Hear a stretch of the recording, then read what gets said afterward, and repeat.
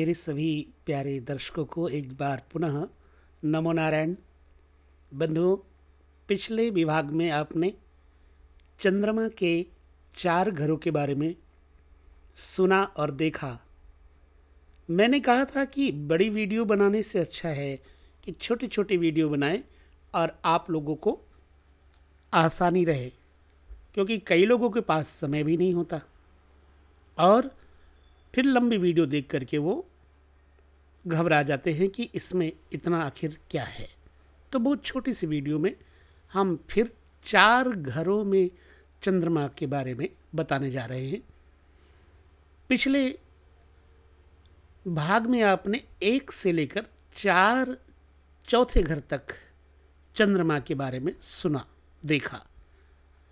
अब हम चलते हैं पंचम भाव में चंद्रमा की स्थिति क्या कहती है। यदि पंचम घर में चंद्रमा है आपका, तो आपके साथ जो घटनाएं हो रही हों उसी से आपको अनुमान लगा लेना चाहिए कि शुभ है अथवा अशुभ है।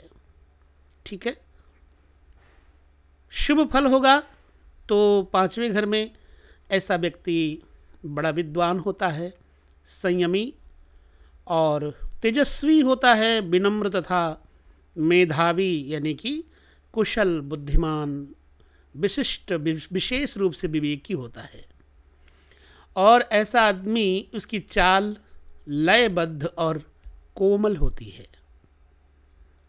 सत्य पर चलने से ऐसे व्यक्ति को बहुत उत्तम आर्थिक स्थिति व मन की शांति दोनों प्राप्त होती है, यानी कि ऐसे लोग सत्य पर चलते हैं। स्वाभिमानी होते हैं, तो स्वाभिमानी होने के कारण यह प्राणी राजा के सामने भी झुकना नहीं चाहता और दयालु तथा बहुत न्यायप्रिय होता है। पुत्र सुख अवश्य हो सकता है, पर कन्याएं ज़्यादा होती हैं। संतान को अच्छी तरह पालने से भाग्य चमकता है ऐसे लोगों का। और ऐसे लोगों की पत्नी पति परायण होती हैं, यानी कि पतिव्रता होती हैं। रूपवती पर मान कोप आदि में चतुर होती हैं और उसके दोनों स्तनों के बीच में चिन्ह होता है चंद्रमा पंचम हो तो।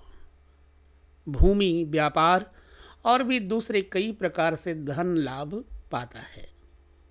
राज्य में मंत्री या उच्च अधिकारी बनता है शुभ चंद्रमा पंचम स्थान पर। ये जिसकी मदद पर आए तो उसे जिताकर ही छोड़ता है। ऐसा व्यक्ति यदि स्त्री देवता की उपासना करे, जैसे शक्ति की, दुर्गा की, लक्ष्मी की, तो जल्दी ही मनोकामना पूर्ण होती है। अच्छा, ये तो रही शुभ चंद्रमा की बात। ये घटनाएं अगर आपके साथ में हो रही तो समझ लेना कि आपका चंद्रमा शुभ है। लेकिन अब दूसरी तरफ चलते हैं, दूसरा पहलू देखते हैं। यदि ऐसा व्यक्ति डरपोक, कामुक और रोगी होता है तो समझ लेना चंद्रमा अशुभ है। व्यापार क्षेत्र में इसे अक्सर सफलता नहीं मिलती। उसे पोते का मुख देखना नसीब नहीं होता। अपने दुखों को दूसरे के आगे रोने से और भी परेशानी बढ़ जाती है। लालची और स्वार्थी होने पर जीवन में दुख और अशांति उत्पन्न होगी। ये 5वें घर के अशुभ चंद्रमा के बारे में बताया। चलते हैं 6ठे घर में, देखते हैं चंद्रमा यदि शुभ है तो क्या फल होगा और अशुभ है तो क्या फल होगा। आप अपनी कुंडली देखिए। यदि आपका 6ठे चंद्रमा है तो, अगर चंद्रमा बली है तो जातक यानी ऐसा आदमी सुखी जीवन का स्वामी होता है, लंबी आयु वाला होता है, विद्या प्राप्त करता है और उससे सुख भी पाता है। लेकिन विद्या प्राप्ति में कई बार रुकावटें आ सकती हैं। बड़ा साहसी होता है, चाहे ऐसे जातक के सामने यानी ऐसे आदमी के सामने शत्रु बहुत हों, लेकिन वे जातक के प्रताप के सामने ठहर नहीं पाते। शत्रु या विरोधी बार बार उठ करके भी हार खाते हैं और ऐसा व्यक्ति विजयश्री प्राप्त होती है उसको। उसके वंश में से कोई विदेश जाता है या फिर विदेश में रहता है। अगर इस व्यक्ति की स्त्री हो तो उत्तम नर्स बनती है। ठीक है, यदि ऐसा जातक स्त्री है तो स्त्री जातक नर्स बनती है। छठे चंद्रमा शुभ हो तो। अच्छा, अब अशुभ फल है तो क्या होगा, जरा वो भी सुन लीजिए। ऐसे व्यक्ति को कोई ना कोई रोग, खास करके कफ और बात रोग लगा ही रहता है और उसकी जठराग्नि और कामाग्नि तीव्र नहीं होती। कर्म करने में वो आलसी रहता है।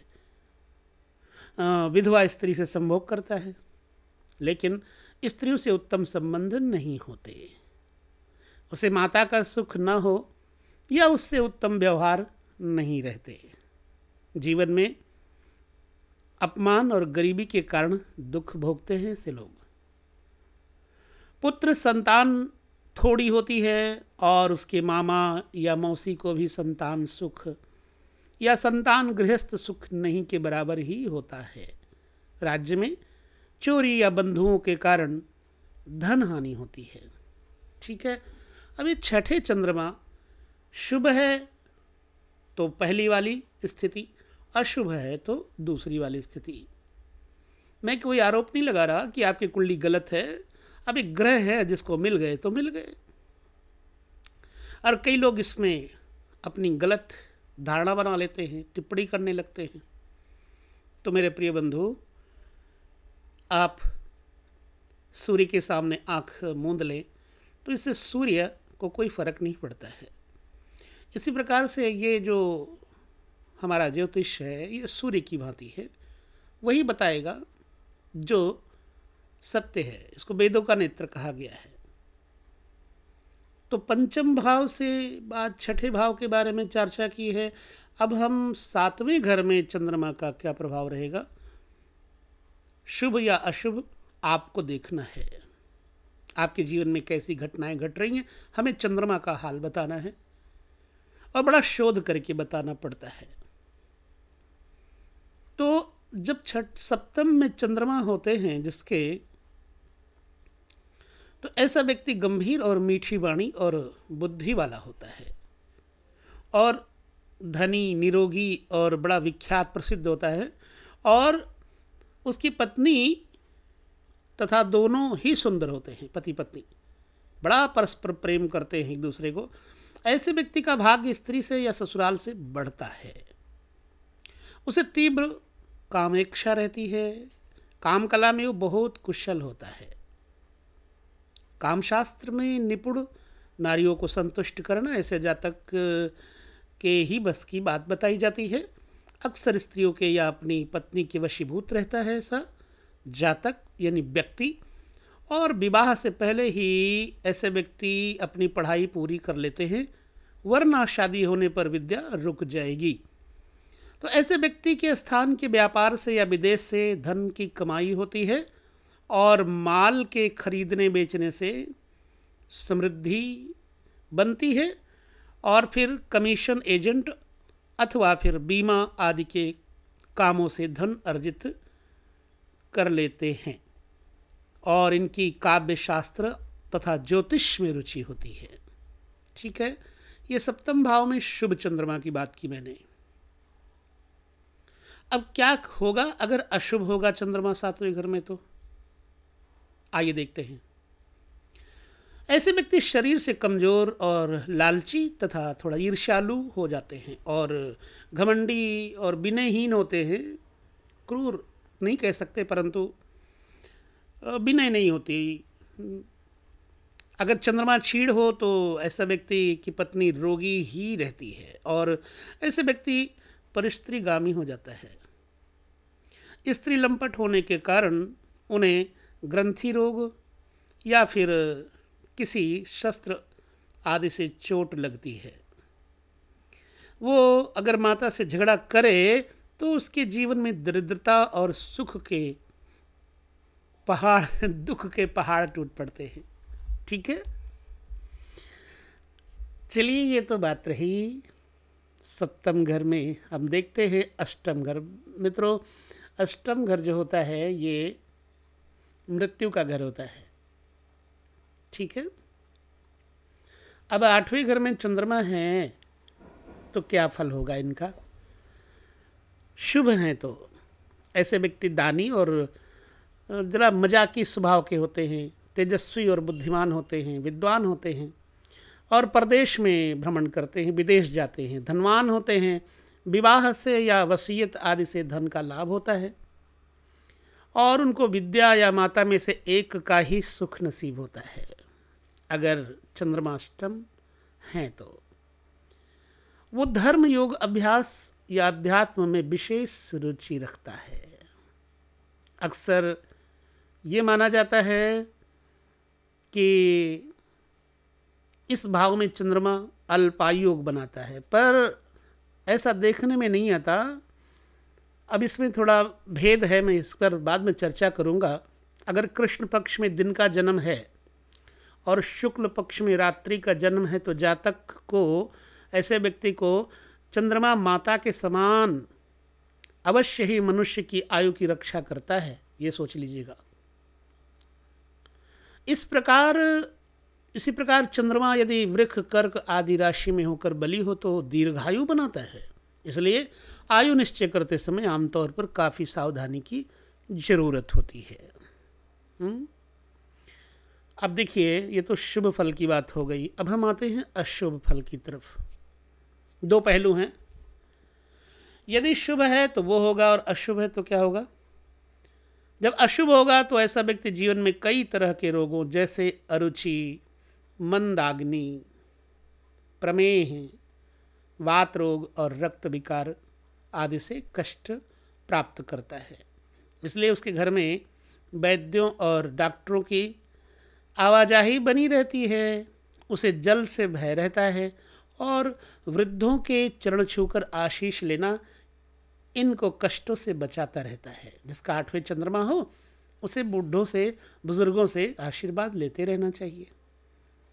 और ये अस्थिर बुद्धि वाला दीन, चिंतित, प्रगल्भ, दुर्बल शरीर और पापी तथा निर्धन होता है। राज्य और चोरी से धन हानि होती है, मतलब टैक्स वगैरह से खतरा रहता है। इसके घर की गुप्त बातें नौकर चाकर बाहर निकाल देते हैं। ये रही 5, 6, 7 और 8 घर तक चंद्रमा की स्थिति। मैंने पहले भी बोला था कि मैं ये वीडियो 4 के हिसाब से यानी 3 बार में बनाऊंगा। तो ये 4 घरों तक मैंने बनाया। इससे पहले वाली 4 घरों की बनी है और इसके बाद फिर आपको 4 घरों में चंद्रमा का असर क्या होगा हम आपको बताएंगे। अगर आपको अच्छा लगता है तो ठीक है और नहीं अच्छा लगता है तो भी ठीक है, परंतु ये सत्य है कि बड़ा शोध करके, कई शास्त्रों का अध्ययन करके फिर आपके सामने हम ये टिप्पणियाँ देते हैं और ऐसे कार्यक्रम देते हैं। अगर आपको अच्छा लगता है तो दूसरों को ज़रूर समझाएं, बताएं और दिखाएं, शेयर करें ताकि उनको भी लाभ हो, है ना। तो बस हम यहाँ पर इतनी बात करेंगे, इसके बाद अगली चर्चा में पुनः मिलते हैं। तब तक के लिए लेते हैं विदा। ओम नमो नारायण। आप सभी को जय श्री राम।